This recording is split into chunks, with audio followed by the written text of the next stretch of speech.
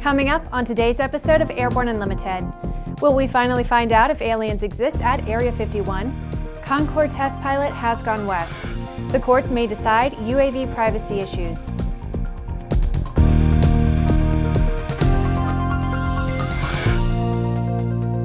I'm Bree Cross. It's January 8th, 2016, and this is Airborne Unlimited. The notion that extraterrestrials have visited Earth is one that does not seem so far-fetched to the front-runner for the Democratic presidential nomination, or at least it's fun to talk about. During a meeting with the editorial board of the Conway, New Hampshire Daily Sun last week, a reporter asked Hillary Clinton about the conversation they had in 2007 about UFOs.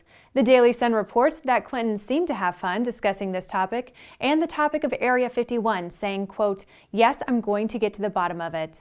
But when Clinton made her remarks described by one Daily Sun reporter as off the cuff and jokes about Area 51, the story became international news.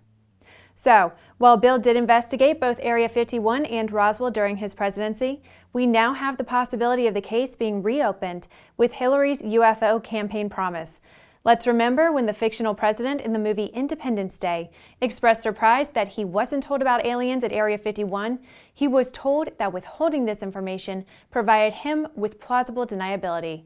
It kind of makes you wonder. When the mighty Concorde supersonic airliner was relegated to the status of a museum piece, supersonic airline travel came to an end. Now the test pilot who first flew the Concorde, and who was also the first to fly the airplane beyond the speed of sound, has gone west. André Turcat was a military pilot in France before becoming the chief test pilot for the Specialized Aviation Center in France. When the joint French-British Concorde program was announced, he was chosen as chief test pilot for the French. Turcat's career rose and fell with the Concorde, and he remained a vocal supporter of the airplane even after the accident in 2000 that led to the airplane's ultimate retirement. In 2005, he was named a Grand Officer at the Legion of Honor, one of the highest civilian honors in France. Turcat passed away at his home in southern France at the age of 94. After the break, property privacy versus a UAV may be headed to court. Redbird is quickly becoming the industry standard for flight training. Since Redbird introduced its revolutionary FMX in 2007, colleges, universities, and flight training operations around the world have integrated Redbird products into their curriculum. It's time to discover what Redbird can do for you. Join the migration. There's a difference between charting a steady course and pushing for the ceiling. And for nearly a century, Hartzell Propeller has been defining that difference. It's in our passion for engineering and research and our dedication to testing the limits of performance. We are built on honor. We are Hartzell Propeller. Welcome back. If you would like to be a supporter of Airborne Unlimited, send an email to jim@aero-news.net. The first lawsuit regarding the rights of drone operators versus property owners has been filed in federal court.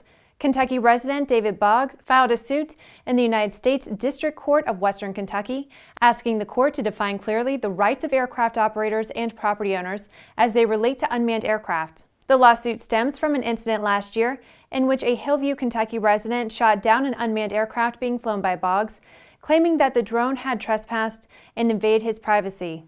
Boggs' legal counsel, James Mackler, said, quote, "The tension between private property rights and the freedom to use the national airspace is important to both the unmanned aircraft industry and the general public. Property owners deserve to be free from harassment and invasion of their privacy. Likewise, aircraft operators need to know the boundaries in which they can legally operate without risk of being shot down.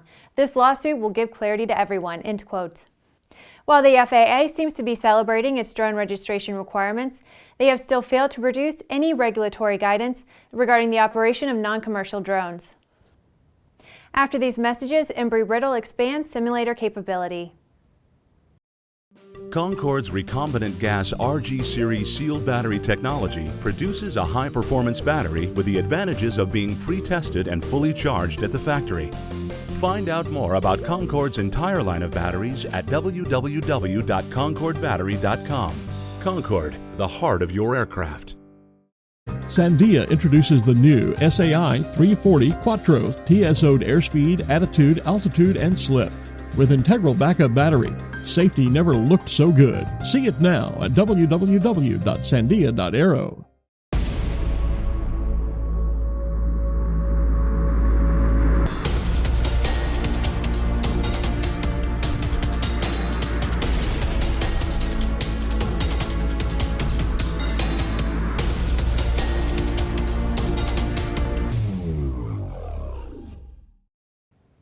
Welcome back. With so much news coming out of the aviation industry, we're summarizing some other interesting stories in a brief segment we call Around the Patch.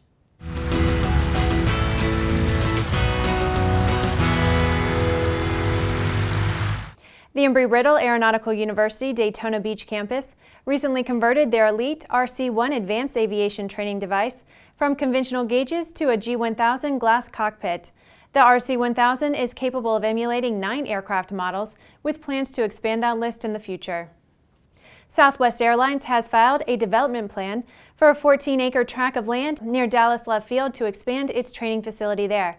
Their existing training facility was designed for 2,600 pilots in 1998. They now have about 8,000 pilots.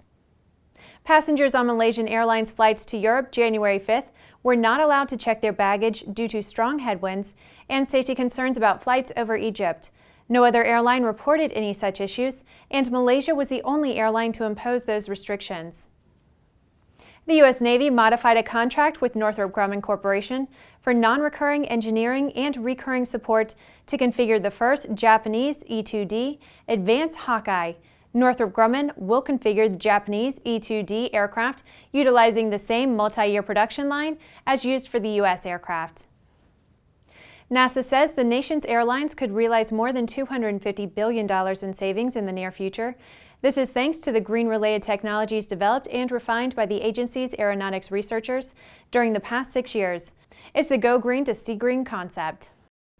Well, that's the trip around the patch. Now let's move on to the rest of the news.